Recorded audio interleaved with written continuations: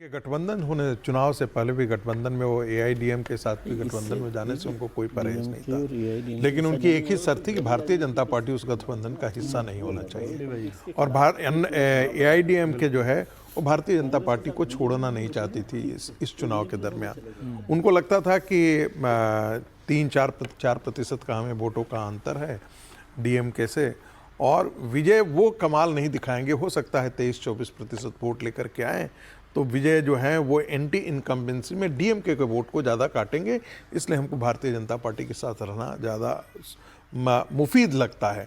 तो हुआ एकदम उल्टा ही हो गया कि अकेले जो है वो विजय इतना बड़ा मैंडेट लेकर के अपने लिए आ गए।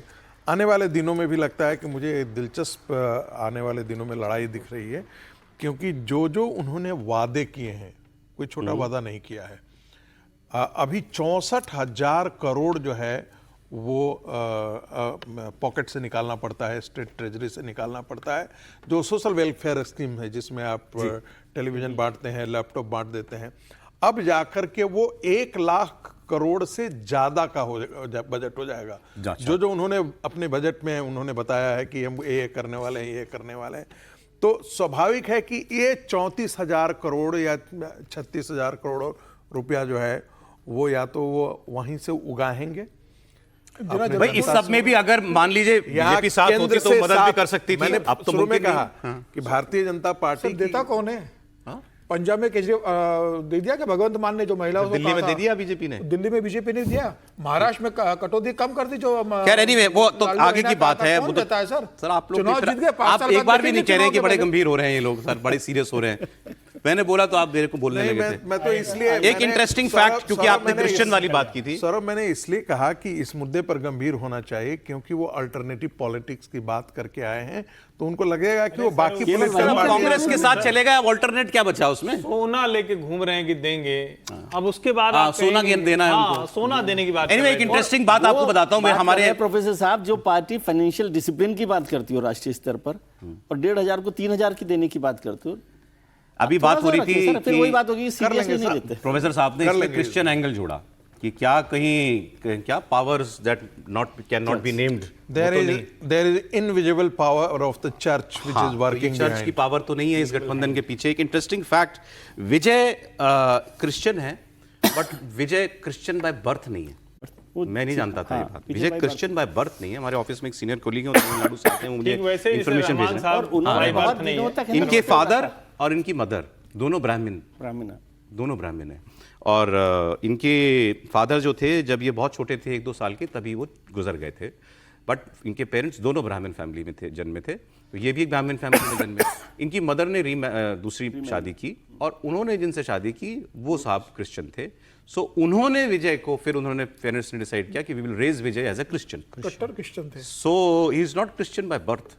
ये भी इंटरेस्टिंग है, कन्वर्टेड क्रिश्चियन है ये भी। लेकिन जानकारी के तौर पर आप देखिए कि वो गए कहाँ, कुछ को जलाने का मौका मिल गया, कुछ को नहीं मिला। बात ये है सौरभ गए कहाँ? अब वो सब भूल जाइए जो आप लोग कल कह रहे थे ना, ये द्रविडियन पॉलिटिक्स का ऑल्टरनेट विजन मिल गया है। कोई ऑल्टरनेट नहीं सर, वही है। सौरभ वो गलत कह रहा हूं। सौरभ वो गए कहाँ? द्रविड़ पॉलिटिक्स के बाहर ही तो निकल रहे हैं। सौरभ वो चर्च गए, दरगाह गए, मंदिर नहीं गए। मंदिर भी गए नहीं गए सर। अब आप कह रहे हैं कि द्रविडियन पॉलिटिक्स नहीं है। कांग्रेस पार्टी डीएमके के साथ थी, कुछ लोग तब भी ये तर्क देते हैं कि देखो एक नेशनल पार्टी तो साथ में है ना, अच्छी बात है, डीएमके के साथ है, लेकिन कांग्रेस को चुन रहे हैं। उसकी वजह ये है ना कि भाई द्रविडियन पॉलिटिक्स से थोड़ा सा बाहर निकलना चाहते हैं। अभी तो उनको जरूरत है सरकार बनाने के लिए, तो वो कितना कर सकते हैं, लेकिन ये पूरा मैंडेट जो है वो द्रविड़ पॉलिटिक्स के खिलाफ है।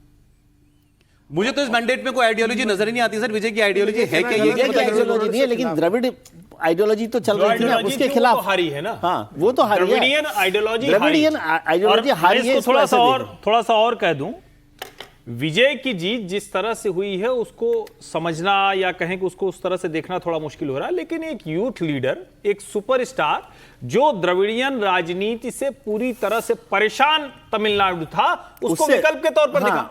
जो हिंदुत्व की राजनीति करने वाले थे, अन्नामलाई हां अन्नामलाई ना, एडीएमके के साथ हाँ, एडीएमके के साथ ना, देख तो लेंगे। कैसे विकल्प हो? आप कह रहे हैं कि ये डीएम की द्रविड़ आइडियोलॉजी की हार है, मैं नहीं मानता, ये केवल स्टार पावर की जीत में मानता हूं। बस वही है, उससे द्रविड़ ज्यादा पॉलिटिक्स कुछ नहीं की हार नहीं है। है, और ये उनको स्टार जब वोट इसलिए लेने जीते होंगे हैं। अगले एक अगले पक्ष जब ये- 5 साल के बाद जब ये चुनाव लड़ेंगे तब तो काम पे और आइडियोलॉजी पे मांगने पड़ेंगे ना वोट। अभी तो डीएमके का भ्रष्टाचार दिखा के वोट मांगने थे केवल। लेकिन ये उस बताइए- वक्त बताना पड़ेगा कि मैं कहां खड़ा हूं, हिंदी पे कहां खड़ा हूं, हिंदू पे कहां खड़ा हूं, सनातन पे कहां खड़ा हूं। भाई तो आप ये मानेंगे ना कि वो सनातन को गाली देने वाले लोग जो सनातन को मानने वाले थे, उनको देखने लगा दीजिए, कि एक अभी विकल्प है। अभी कह रहा हूं थोड़ा वक्त रुक जाइए। हाँ ठीक है, तो अभी आगे तो चलेंगे, राजनीति लेकिन में अभी आए हैं। आज तो ये मानिए, आज की बात है। नहीं, देखिए सनातन को जो गाली दे रहा था उसके विकल्प के रूप में विजय को देखा, लेकिन भारतीय जनता पार्टी को नहीं देखा उन्होंने। तो अगर- कि जो हिंदुत्व की बात करती है। मैं इसको और थोड़ा सा समझा देता हूं, बड़ा अच्छा है। केरलम में जब तक भारतीय जनता पार्टी नहीं थी तो जो देखता था वो कम्युनिस्ट के विरोध में कांग्रेस को दे देता था। मेरा लेकिन डर अब एक ही है। 20% 30% वोट मिल रहा है। सौरभ, मेरा- 3 सीटें आप जीत रहे हो 27 में से, ऐसा भी नहीं कि 10 सीटें जीत जाओ, सौरभ, कम से मेरा- कम 20% वोट ले लो, ऐसी भी स्थिति नहीं है। नहीं नहीं है, वोट है ना, आप सौरभ, सीटों पे मेरा- आगे नहीं देखिए। हो रहा ना। अच्छा, एक वो सेकंड बात- प्रोफेसर साहब। सौरभ, मेरा डर सिर्फ एक है, जिस प्रकार से आंध्र प्रदेश के अंदर राजशेखर रेड्डी के आने के पश्चात क्रिश्चियनिटी में कन्वर्जन अभियान में बहुत बहुत पेस आया 5 साल उनके, वही मुझे डर सता रहा है तमिलनाडु के अंदर। आप मत भूलिए कि ईस्ट कोस्ट रोड जो है वो सारा रोहिंग्या और बांग्लादेशी मुसलमानों से पटे पड़े हैं तमिलनाडु के अंदर। तो आने वाले दिनों में क्या वो कन्वर्जन का अभियान बढ़ेगा, ये मेरे लिए खतरनाक है, क्योंकि मैं मानता हूं कि वो डीनेशनलाइजेशन लेकिन ऑफ मैं द कह रहा हूं, हमें केवल- अभी- हमें रुचि- अभी माफ कर- विजय माफ की कीजिएगा। जीत एस्पिरेशन की जीत है, एंटी द्रविडियन जीत है। अभी उसको देखें, आगे जो होगा उस पर बात वो आगे करेंगे। देखेंगे कि क्या हो रहा देखते वरना हैं सर, चलिए। सारे हिंदू मिलकर एक क्रिश्चियन को ऐसे थोड़ा, वो विजय की आइडेंटिटी भी कर रहे हैं, क्रिश्चियन आइडेंटिटी भी थोड़ी नहीं जिता रहे हैं।